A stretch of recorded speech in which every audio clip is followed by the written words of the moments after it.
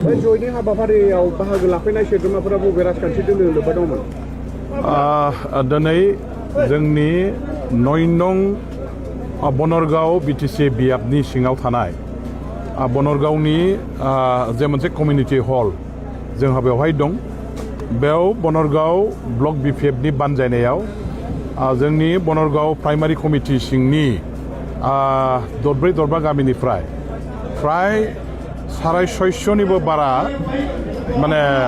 UPPL हान्जानि मानसिफ्रा BPF दोलोआव जइन जाफैदों आरो बेवहाय गासैबो हारि माहारिनि माने रायजो राजाफोर दङ। बर'फोरजों लोगोसे जोंहा सुत्रधरफोर बिथांमोनबो दं आरो लोगोसे दुरामारि हेकाइपारा जावलियापारा गामिफोरनि गासैबो जोंनि मुसलमान बिदा फंबायफोर जायफोरनाखि इउपिपिएल दलाव दंमोन बिथांमोनहा दिनैहाय बेयाव गासैबो दोलो बोलो फैनानै बिपिएफ हान्जायाव जइन जाफैदों। 650 जन मोनसे प्राइमारिनिफ्राय बिपिएफ हान्जायाव इउपिपिएल दलखौ गारना फैनानै जइन जाफैनाया राजनितिनि मोनसे बिराद गिदिर माने खहा जानाय बिर'धि दलनि थाखाय इउपिपिएल दलनि थाखाय बिराद गिदिर मोनसे खहा जानाय। मानो होनोबा दिनै नोंथांमोनहा मिथिगौ जे 650 जन फेमिलियाव मिनिमाम 3 भटआ दङ आरो 3 भटखौ हिसाब खालामनानै नायोबा माइन'रिटिफोरनि न'खरावथ' 7सिम थायो। दा बेखौ जों एभारेज हिसाबै 3सिम हमनानै लायोबाबो 650टा फेमिलियाव बिराद बुरजा भटआ दिनै इउपिपिएलनिफ्राय गुगाबाय आरो बिथांमोनहा थांनाय नैबे माने मा होनो थांनाय बै बिटिसि इलेक्सन जे जादोंमोन सेप्तेम्बर दानाव बिसिमहालागै इउपिपिएल दलजोंनो जरदार भाबै बिथांमोनहा खामानि मावबोनाय। दा दिनै जों 650 जन जगदान होखांनायनि उनाव बिथांमोननि बुंनाय बाथ्राखौ जों जेखौ खोनादों दा दुरामारि हेकाइपारायाव जावलियापारायाव मुसलमान सम्प्रदायनि गेजेराव इउपिपिएल दलनि भेटिया गैला, इउपिपिएल दला शून्य जाबाय। थिग बेबायदिनो सुत्रधरपारा जे दङ हेकाइपारायाव बिथांमोनहाबो सेप्तेम्बर दानसिमहालागै इउपिपिएल दलजों दंफायोमोन। इउपिपिएल दलनो भटखौ होदों खिन्थु आथिखालाव बिथांमोनहा गासैबो गामियैनो इउपिपिएल दलखौ नागारनानै बिपिएफआव फैदों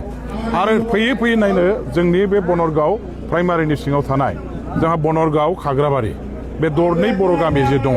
बे दरनै बर' गामियावबो जेखिनि इउपिपिएल दङमोन बिथांमोनहा गासैबो फैजोब्बाय। हयथ' खाग्राबारियाव 6-7 न'खर थाबावनो हागौ, बनरगावआव बिदिनो हयथ' 5 न'खर 6 न'खर थानो हागौ। बिसोरबो लासैनो फैगोन आरो बिसोरखौ लाबोनायनिबो जोंहा मोनसे माने सिन्था सरसाया दं बा बिथांमोनखौबो जोङो बरायगोन। जों खौसेयै थानानै राजनिति खालामगोन। जेसेबां बे ओनसोलाव थानाय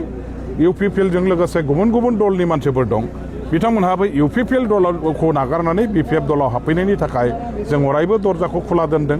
जोंनि मावथिफ्रा जोंनि दैदेनगिरिफ्रा बिथांमोनखौ बोजबनानै एखेलगे खामानि मावनो थाखाय जाथियाव जोंनि राजनितिखौ खौसेथियाव लाबोनो थाखाय जों नारा-नाथा नाजागासिनो दं। आथिखालाव बिटिसिआव हाग्रामा महिलारि बिथांनि दैदेननायाव जे मोनसे शक्तिशाली दा बिटिसि गभर्नमेन्ट दं आरो बे बिटिसि गभर्नमेन्टआनो जोंनि बिटिसि ओनसोलनि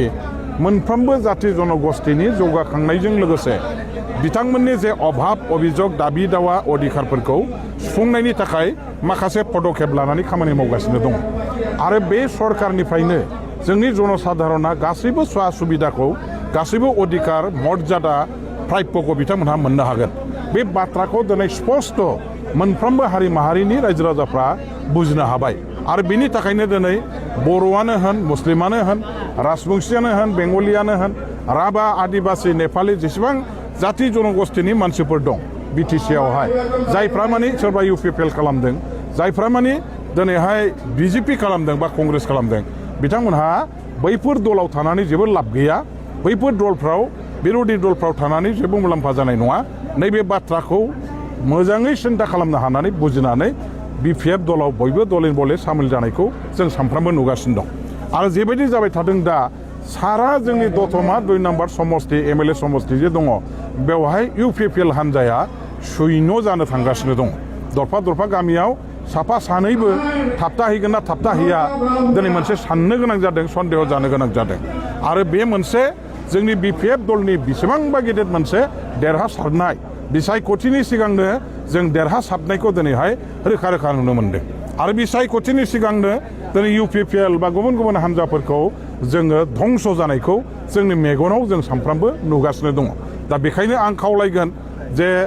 जेसेबांनाखि BPFनि बादै गुबुन गुबुन दलाव दङ 2 नम्बर दतमा MLA समष्टिनि सिङाव बिथांमोनहा नैबे सम थासेयावनो जाहाथे बयबो ओंखारबोनानै जोंजों ज' खामानि मावफैयो आं बेनि थाखाय खावलायहरबाय जों बयबो एखे बिदा फंबाय बिब' बिनानाव जों बयखौबो समानै अननानै बजबनानै लोगोसेयै ज' खामानि मावलांगोन आवगायलांगोन जों रावखौबो माने इनाय खालामनाय नङा जों रावखौबो अयनाय माने मा होनो लाजि फोनांनाय नङा अपमान खालामनाय नङा बयखौबो जों समान बेसेन होनानै बयखौबो जोङो समान मर्यादा होनानै बयखौबो जोङो आंगो गावनि बिदा फंबाय साननानै लानानैनो जों राजनितियाव BPF हान्जाया खामानि मावलांगोन आं बेनि थाखाय जोंनि उल्टा हान्जायाव थानाय UPPL बा गुबुन गुबुन हान्जा बे हान्जाफ्राव थानाय मावथि दैदेनगिरि वार्कार बिथांमोनखौ खावलायहरबाय बिथांमोनहा जेबो गोनो गोथो उसुबिदा गोसोआव साननाय आख' फाख' गैयालासे जों फै आं जोथोन लागोन आं बिसेस करि बेवहाय बे समष्टिनि सासे बिजाथि महरै बा उनावबो आङो BPF हान्जानि सासे माने लेङाइ आफादगिरि हिसाबैबाबो बेसेबांखि दल गैया मानो बे दलफोरनिफ्राय फैनाय मावथि रायजो राजाफोरखौ